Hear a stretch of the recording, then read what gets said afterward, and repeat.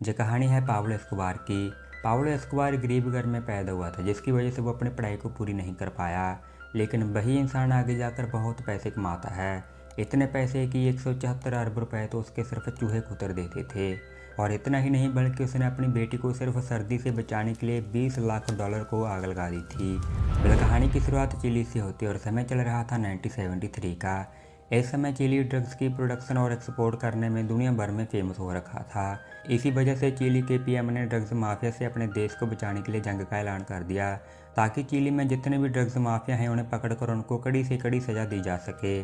Chilli में सबसे ज़्यादा ड्रग्स की प्रोडक्शन मरीनों की टीम करती थी, और इसी वजह से चिली की आर्मी वहाँ जहाँ मरीनों की टीम ड्रग्स प्रोड्यूस करती थी वहाँ अटैक कर देती है और सभी को एक लाइन में खड़ा कर सबको गोलियों से मार देती है। ये इन ड्रग्स माफिया की सज़ा थी, क्योंकि ये देश के अच्छे लोगों को बुरा बनाने का काम कर रहे थे। इत्तेफाक से इन लोगों में से एक आदमी जिसका नाम मरीनो था, वो उस हमले से किसी न किसी तरह से बच गया था। और जब चिली की आर्मी वहाँ से चली जाती है तो वो खड़ा होकर एक बात कहता है। वो कहता है कि अगर दुनिया में परमाणु हमले होने लगेंगे तो उसमें सिर्फ और सिर्फ कॉकरोच बच पाएंगे। मरीनो कहता है कि मैं एक कॉकरोच हूँ जो परमाणु हमले से बच निकला। इसके बाद मरीनो फैसला करता है कि वो अपना कारोबार चिली में चलाने के बजाय कोलंबिया में शुरू करेगा। कोलंबिया में उस समय नशीले पदार्थों को प्रोड्यूस करने वाले 3 गॉडफादर रहा करते थे, जो कि नशीले पदार्थों को बनाकर कोलंबिया से अमेरिका भिजवाकर उनको अच्छी खासी प्राइस पे बेच देते थे।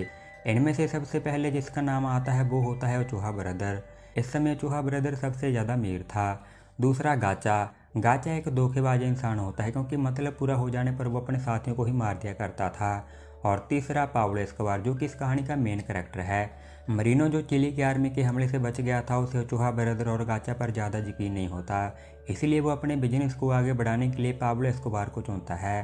पाब्लो एस्कोबार ने आज तक गांजा और सिगरेट जैसे नशीले पदार्थों को ही बेचा था, और अब शायद वो मरीनो की वजह से एक ड्रग डीलर भी बन जाएगा। इसके बाद हम अगले सीन में मरीनो, पाब्लो एस्कोबार और उसके कज़न को एक साथ एक बार में बैठे हुए देखते हैं। मरीनो पाब्लो एस्कोबार को कह रहा था, मैं जानता हूँ कि ड्रग्स को कैसे बनाया जाता है, मैं इसके बारे में अच्छी तरह से जानता हूँ, मेरा एक बिजनेस भी था, मुझे बस अब एक ऐसे इंसान की ज़रूरत है जो ड्रग्स की स्मगलिंग कर सके। मरीनो पाब्लो को ऑफर देता है। वो कहता है कि अगर तुम इसमें मेरा साथ दोगे तो तुम भी बहुत ज़्यादा अमीर बन जाओगे, क्योंकि ड्रग्स इतनी ज़्यादा महंगी है कि वो $10 की सिर्फ 1 ग्राम बिकती है। ये सुनकर पाब्लो एस्कोबार मरीनो की बात मान जाता है और इसमें उसका कज़न गुस्तावो भी शामिल हो जाता है। पाब्लो एस्कोबार कहता है कि ड्रग्स की डिमांड मायामी में बहुत ज़्यादा है, हम सबसे पहले ड्रग्स को मायामी में ज़्यादा प्राइस पर बेचेंगे।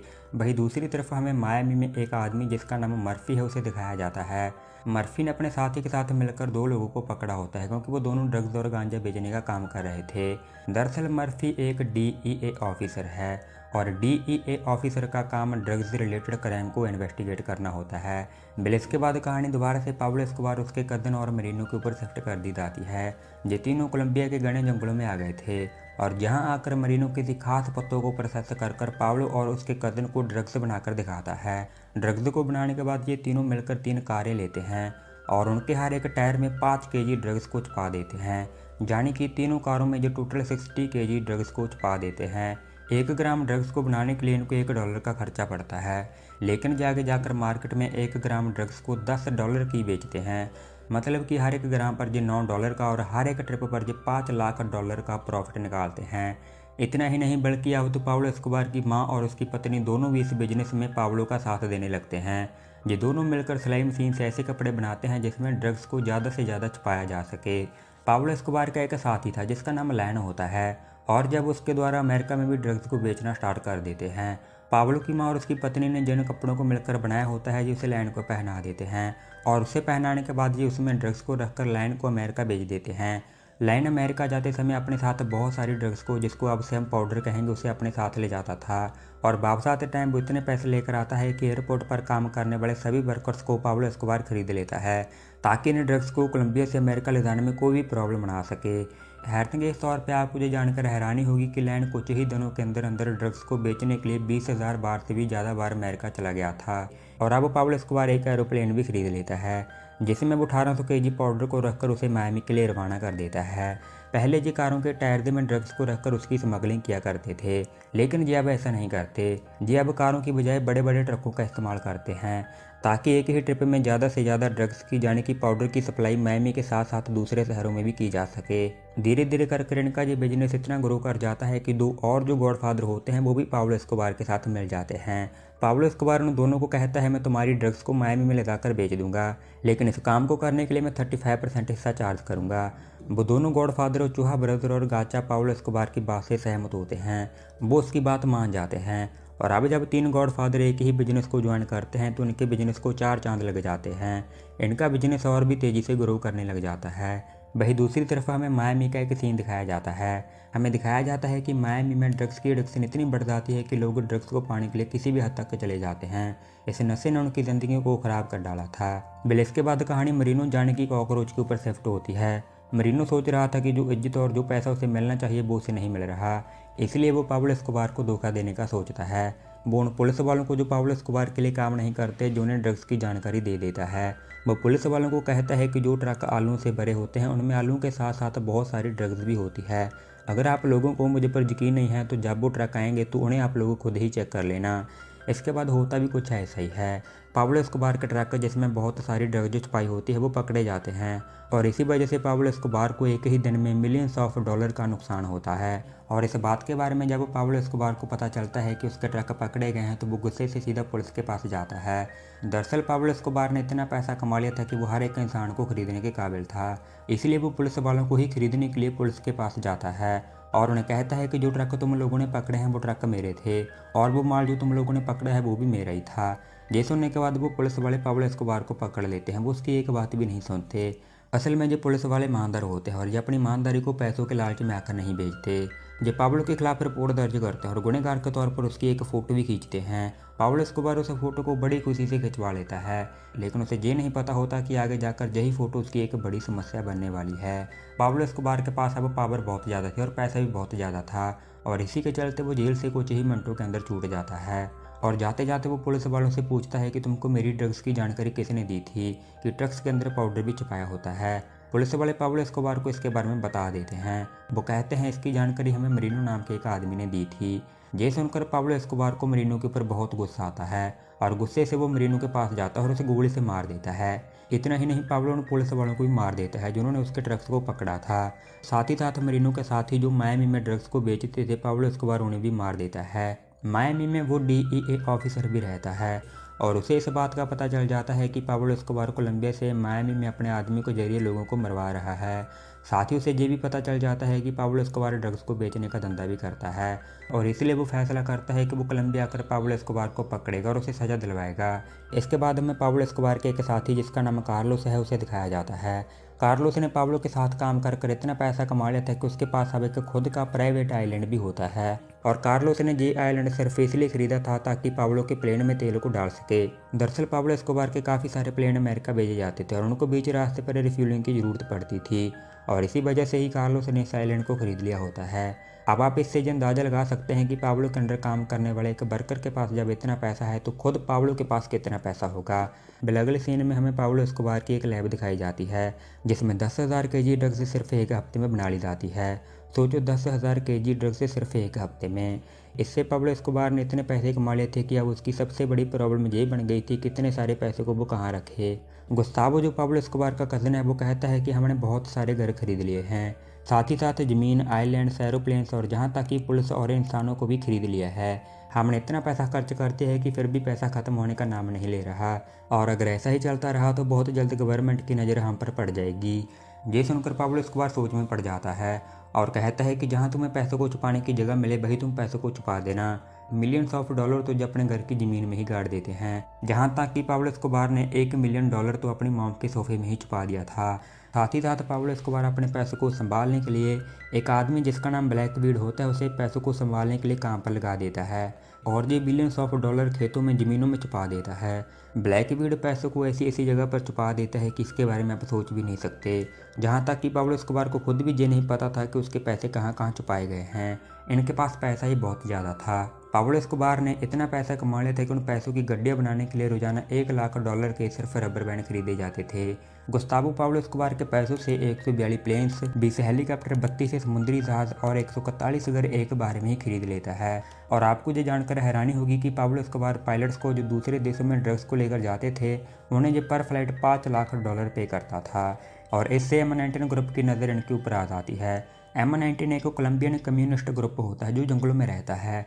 जब इनको पता चलता है कि 3 गॉडफादर के पास बहुत सारा पैसा है, तो ये फैसला करते हैं कि उनसे ये पैसों की डिमांड करेंगे। इनका पहला टारगेट पाब्लो एस्कोबार होता है, लेकिन फिर बाद में ये अपना फैसला बदल लेते हैं, क्योंकि उस समय पाब्लो एस्कोबार गरीब लोगों की काफ़ी सहायता कर रहा था। इनको लग रहा था कि पाब्लो एक अच्छा इंसान है, उसे टारगेट करना नहीं चाहिए। इसी वजह से ही ये पाब्लो की जगह ओचुहा ब्रदर को टारगेट करते हैं। ये फैसला करते हैं कि ये ओचुहा ब्रदर की बहन को किडनैप कर ओचुहा ब्रदर से बहुत सारे पैसों की डिमांड करेंगे, जिससे कि ये बहुत अमीर बन जाएंगे। अगले ही दिन ये ओचुहा ब्रदर की बहन को किडनैप कर लेते हैं, और ये इनकी ज़िंदगी की सबसे बड़ी गलती थी। और जब इसके बारे में पाब्लो को पता चलता है कि उसके साथी की बहन को M19 ग्रुप ने किडनैप किया है, तो वो सीधा अपने लोगों को लेकर जंगल में चला जाता है। और वहाँ जाने के बाद पाब्लो M19 ग्रुप के काफ़ी बंदों को मार देता है। डर की वजह से M19 ग्रुप का जो लीडर होता है वो ओचुहा ब्रदर की बहन को छोड़ देता है, ताकि पाब्लो एस्कोबार उसे माफ़ कर दे, उसे ना मारे। लेकिन पाब्लो जहाँ नहीं रुकता, वो एक एक करके सबको मार देता है और उनको पेड़ों पर लटका कर उनके साथ फ़ोटो भी खींचता है। वहीं दूसरी तरफ हम DEA ऑफिसर मर्फी और उसकी पत्नी को कोलंबिया के एयरपोर्ट पर देखते हैं। इनको इमिग्रेशन डिपार्टमेंट वालों ने रोक रखा था, क्योंकि ये पाब्लो एस्कोबार की परमिशन के बिना किसी भी अमेरिकन ऑफिसर को अपने देश में नहीं आने देते। और जब पाब्लो एस्कोबार से उनको परमिशन मिल जाती है, तो जिस ऑफिसर के पासपोर्ट की फ़ोटो स्टेट लेकर उसे जाने देते हैं। दरअसल पाब्लो एस्कोबार ने एयरपोर्ट पर काम करने वाले सभी डिपार्टमेंट को खरीद रखा था, ताकि उसे किसी भी अमेरिकन ऑफिसर से कोई भी प्रॉब्लम ना हो। उस फोटो को जो उन्होंने मर्फी के पासपोर्ट की ली थी, उसे जो पॉइजन को बेच देते हैं। पॉइजन पाब्लो एस्कोबार का करीबी साथी होता है। वहीं दूसरी तरफ हम पाब्लो एस्कोबार को देखते हैं। पाब्लो एस्कोबार अब गरीब लोगों की काफ़ी मदद करने लगा था। वो गरीब लोगों के लिए स्कूल और हॉस्पिटल बनाता है, ताकि वो भी एक अच्छी ज़िंदगी जी सकें।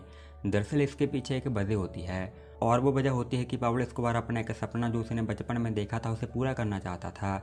उसका सपना था कि वो पढ़ाई लिखाई कर कोलंबिया देश का PM बनेगा, लेकिन बेहद गरीबी की वजह से उसे अपना स्कूल छोड़ना पड़ा, क्योंकि वो बहुत गरीब था। उसके पिता खेती किया करते थे और वो इतने काबिल नहीं थे कि वो पाब्लो एस्कोबार को पढ़ा सकें। इसीलिए उसका PM बनने का सपना जो उसने बचपन में देखा था, वो अधूरा ही रह जाता है। और अब जब उसके पास पैसे हैं, तो वो गरीब लोगों की सहायता करता है, ताकि उसकी इमेज लोगों के सामने अच्छी बन सके।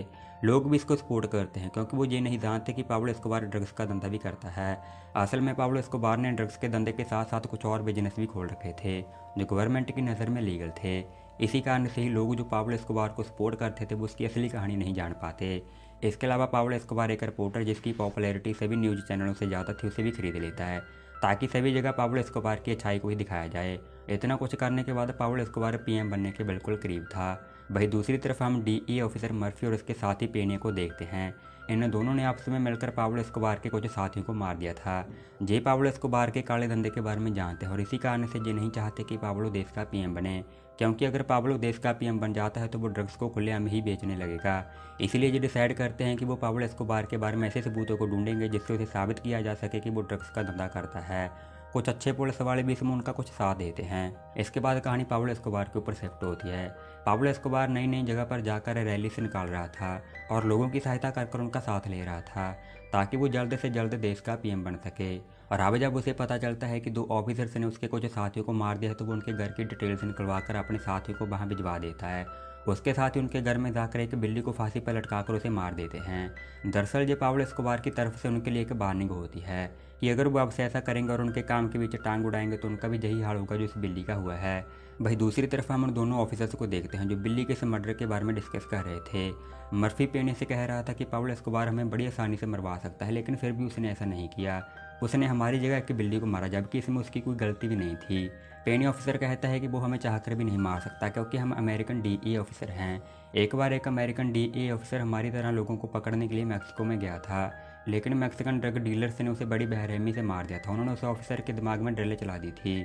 जब अमेरिकन गवर्नमेंट को इसके बारे में पता चला, तो अमेरिकन गवर्नमेंट ने मैक्सिको में अपने सोल्जर भेज दिए, और वो सोल्जर उन ड्रग डीलरों के घरों में जाकर उन्हें मारते हैं। अमेरिकन गवर्नमेंट DEA ऑफिसर को टॉप प्रायोरिटी देती है, और शायद पाब्लो एस्कोबार इसके बारे में जानता है। वो जानता है कि अगर उसने हमको मार दिया, तो अमेरिकन सोल्जर उसे और उसके सभी साथियों को मार देंगे। वेल इसके बाद कहानी दोबारा से पाब्लो एस्कोबार के ऊपर शिफ्ट होती है।